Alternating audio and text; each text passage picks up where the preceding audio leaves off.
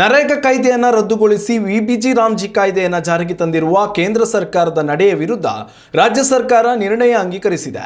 ಈ ಕಾಯ್ದೆಯನ್ನು ವಿರೋಧಿಸಲೆಂದೇ ಕರೆಯಲಾಗಿದ್ದ ವಿಶೇಷ ಅಧಿವೇಶನದಲ್ಲಿ ವಿಪಕ್ಷಗಳ ವಿರೋಧಗಳ ನಡುವೆಯೂ ಸಿಎಂ ಸಿದ್ದರಾಮಯ್ಯ ಮಂಡಿಸಿದ ಅಧಿಕೃತ ನಿರ್ಣಯವನ್ನು ವಿಧಾನಸಭೆಯಲ್ಲಿ ಅಂಗೀಕರಿಸಲಾಗಿದೆ.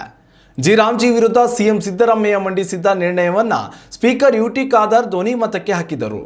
ಬಳಿಕ ಈ ನಿರ್ಣಯ ಅಂಗೀಕಾರಗೊಂಡಿದೆ ಎಂದು ಸ್ಪೀಕರ್ ಘೋಷಿಸಿದ್ದಾರೆ. ಇದಾದ ಬಳಿಕ ಕಲಾಪ ಅನಿರ್ದಿಷ್ಟಾವಧಿಗೆ ಮುಂದೂಡಿಕೆ ಕೂಡ ಆಯಿತು. ರಾಜ್ಯ ಸರ್ಕಾರದ ನಡೆಯನ್ನು ಖಂಡಿಸಿದ ವಿಪಕ್ಷ ನಾಯಕ ಆರ್ ಅಶೋಕ್ ವಿಧಾನಸಭೆಯಲ್ಲಿ ದೌರ್ಜನ್ಯ ಎಸಗಿ ಈ ನಿರ್ಣಯ ಅಂಗೀಕರಿಸಲಾಗಿದೆ. ಸ್ಪೀಕರ್ ಕೂಡ ಈ ವಿಚಾರದಲ್ಲಿ ಸರಿಯಾದ ನಡೆ ಅನುಸರಿಸಿಲ್ಲ ಎಂದು ಆಕ್ರೋಶ ಹೊರಹಾಕಿದ್ದಾರೆ. ಉತ್ತಮ ಸಂಸ್ಕಾರಯುತ ಶಿಕ್ಷಣದೊಂದಿಗೆ VSS English medium CBSE school Udupi Muddur.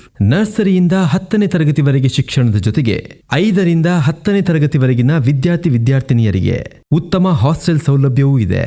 ನಿಮ್ಮ ಮಕ್ಕಳ ಪ್ರವೇಶಾತಿಗಾಗಿ ಈ ಸಂಖ್ಯೆಗೆ ಕರೆ ಮಾಡಿ.